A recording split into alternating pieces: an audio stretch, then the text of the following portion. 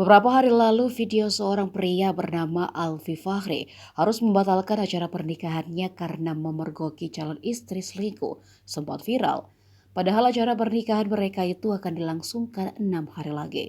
Namun kenyataan pahit ia dapatkan, calon istrinya itu justru menjalin hubungan dengan pria lain. Kini wanita yang diketahui sebagai calon istrinya angkat bicara.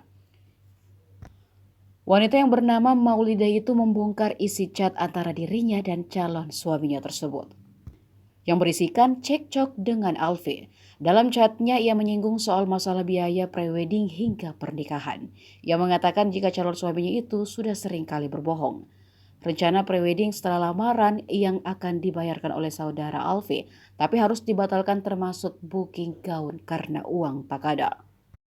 Wanita tersebut mengungkit semua janji-janji yang diberikan oleh calon suaminya tersebut. Ia juga mengatakan jika dirinya sudah lelah lantaran merasa dibohongi. Dan beberapa kali Maulidah mendapatkan calon suaminya itu sibuk membeli slot judi online. Bahkan keluarganya pun ia katakan sering dibohongi.